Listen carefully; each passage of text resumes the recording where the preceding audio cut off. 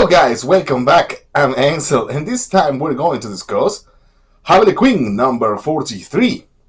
So this new run, this new era for the comic book continues, and first of all I have to mention something that I'm not really liking too much.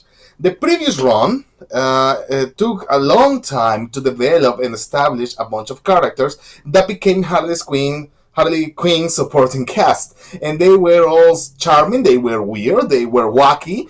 But I mean that they were what you would expect from a Harley Quinn comic book, wackiness around and craziness. And this new era started with Harley pushing them all away, and I was worried that all this supporting cast was going to just disappear, as it sometimes happens when a comic book changes from one writer that established all these new characters to the next writer that couldn't care any less for the previous created characters. But the end of the previous arc made it look like the supporting cast was going to stay around in some capacity. But now that this new arc, this new story starts, these lovable characters are nowhere to be seen. So now Harley Quinn is along with her beaver, with her pet beaver, with the beaver that she pets, the taxidermized beaver. I mean, and it feels empty. It feels somewhat empty because now it's just her.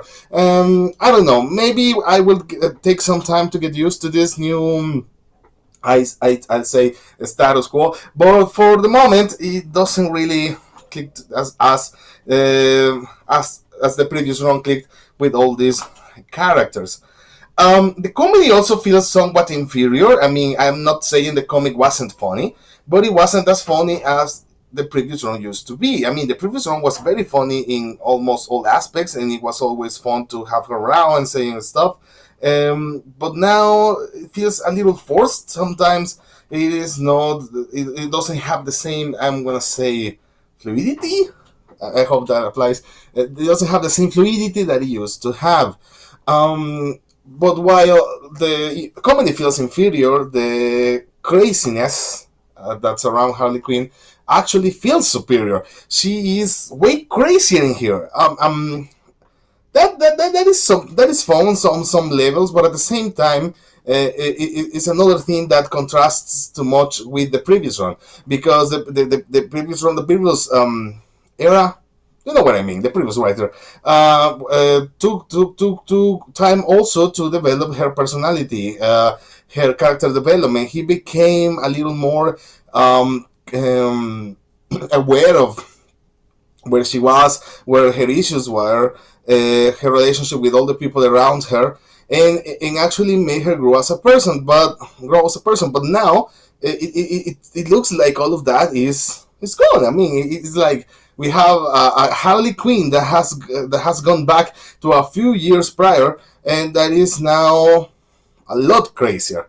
So yeah, this has started very differently to what I was used to from all the last issues or the previous issues of the comic book.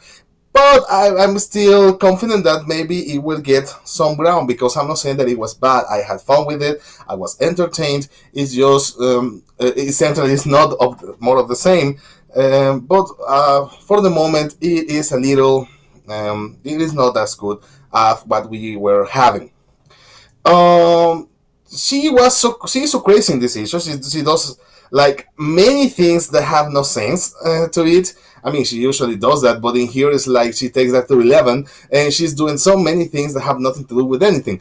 But maybe by luck, it is left a little ambiguous. Maybe by luck, maybe not. She finds trouble. She finds a certain plot happening in the city that involves a classic Morrison created villain that I always enjoy seeing, even if he is extremely creepy. You might already know who I'm talking about, but I won't say it here because it's part of the last act of the issue. I don't want to spoil it.